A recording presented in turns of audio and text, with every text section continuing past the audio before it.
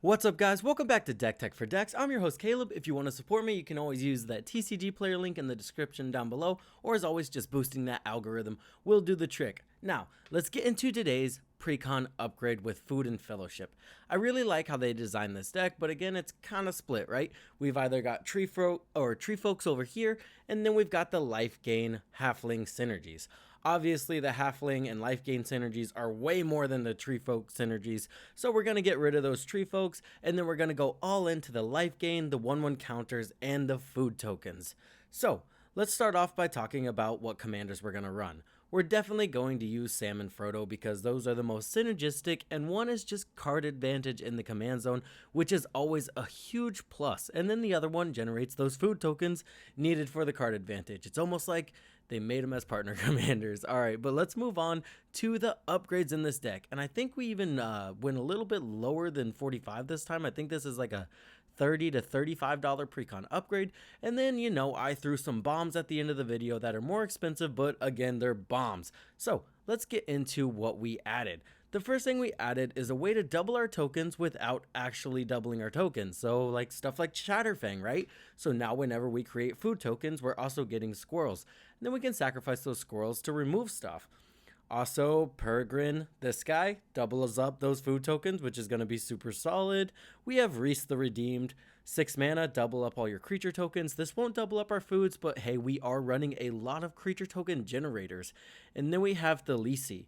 This one, simple. We're just going to create, you know, those spirit tokens for each food token we create, or even creature tokens. The more tokens we create, we can double them now, which is super solid in a budget deck. Moving on, let's talk about some of those life gain synergies we added into the deck. We have Blossoming Bog Beast. This guy's super solid. All we have to do is sacrifice one food, and this is very low end, right? We're going to give our entire board +5/+5 and trample. So imagine just saving up a couple food tokens, sacrificing them all. It wouldn't be hard to give our whole board +10/+10. What? That's 3 mana with 3 food tokens, and then Blossoming Bog Beast gives you 2. So that ends up being +11/+11 and trample. That's going to kill somebody. I like it. We have Crested Sunmower, or Sunmere. I can't speak. This one's super solid. Once per turn, we're just going to get one of those solid horses that's indestructible as long as we control this guy, and as long as they don't remove him, we are solid. Hey, what if they do remove him? We can play stuff like Witch of the Moors. Now, whenever we gain life, not only are we making opponents sacrifice their stuff, we're getting our most impactful creatures back to our hand. She's going to be amazing. We have this Gnome Guy. He's going to go ahead and produce food tokens while also giving us a solid sack outlet to protect our creatures that we don't want to die. Indestructible, incredibly powerful. Moving on, let's talk about some of those 1/1 counter synergies that also synergize with our life gain. We have Lathiel. Now every time we gain life, we can put that many counters on whatever creature we choose. That's going to be super solid. Nykthos, this guy's a little broken, but he is 6 mana, so it's balanced. That's just going to throw counters on our whole board equal to the life we gained. That can be pretty crazy, but it does only trigger once per turn. So make sure you do the splashiest life gain effect before you, let that guy go off. Skeary Oak, super solid. This card goes infinite with 2 other cards in the deck, but it is kind of a fair infinite combo because you can create infinite creature tokens, right? Pretty good. But then you have to pass the turn. Well, I mean, unless you have Mirkwood Bats on the field, then Mirkwood Bats, I'm pretty sure, just kills everybody. But that's a 3-card infinite combo. Pretty fair in your casual play groups.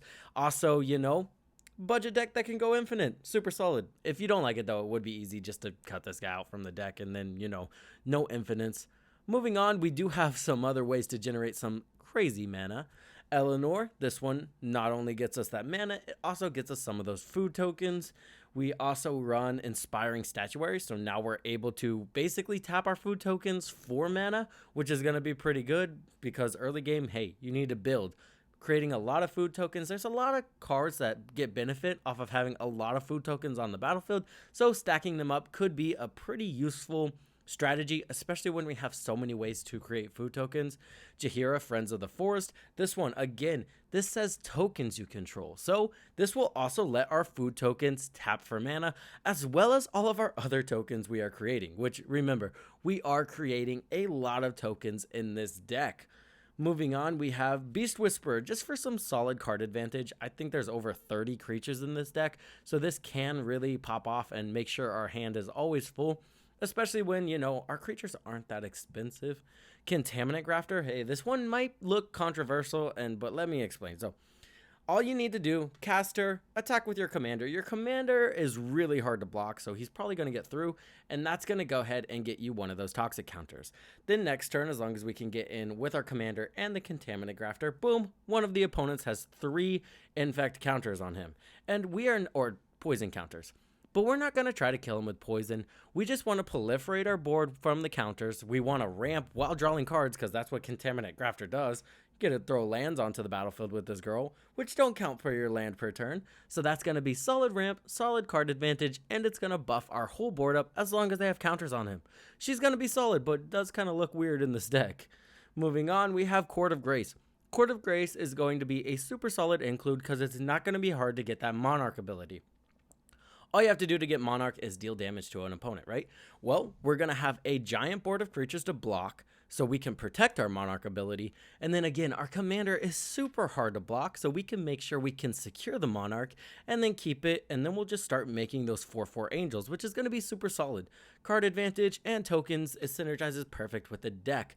Toski, Bearer of Secrets, another one that could be pseudo unblockable if he becomes our ring bearer, but honestly, like, Frodo's probably going to be our ring bearer 90% of the time, but if he dies, Toski could pick up that ring bearer scenario, and he could be pretty solid for it, start drawing us cards. Additionally, if we go super wide, he's going to draw us a bunch of cards anyway, which is exactly what this deck wants to do, go super wide. Alright guys, that's going to do it for the budget upgrades. If you want to take a look at the non-budget upgrades, let's get into those. Archangel of Thune. Now every time we gain life, we're just going to put a 1/1 counter on our whole board. That gets out of hand extremely quickly, especially because her herself has lifelink. So she's gaining you life, you're sacrificing tokens that are gaining you life, and then every time that happens, your board's just getting bigger and bigger. You're going to end up with a bunch of giant halflings. Cathers Crusade, another solid one, right? We're creating a lot of tokens, a lot of creature tokens. We're casting a lot of creatures. It's not hard to get a massive board state with this card, you know, almost instantly. This is definitely better than the Archangel in my opinion, but, you know, it's not as splashy, not as cool, so it is cheaper. Moving on, Concordant Crossroads. Now, we do have a way to just outright win the game with this card if we have that. His name escapes me right now, but I'll throw him up here. If you have like 130 something life, I think you just throw your permanents onto the battlefield. Well, we can go ahead and use that with the Blossoming Bog Beast, and now we have haste with Concordant Crossroads, and we can go ahead and win the game with that. But without Concordant Crossroads, we kind of just have to pass the turn and hope we don't die. So Concordant Crossroads, gonna be an amazing upgrade to this deck, but notably it does give everybody haste. So make sure you only cast it when you're about to win the game and you really need that haste enabler. Lastly, we have Cryptolith Rights. This is gonna let us tap our creature tokens for that mana. Notably mana of any color, so it's super cheap, super efficient ramp in this deck, especially with how wide we are going. That's going to do it for the deck tech upgrades, guys. I hope you enjoyed. As always, don't forget to like, comment, subscribe if you enjoyed the video, and I hope this helped you in your deck building endeavors. I'll see you in the next one.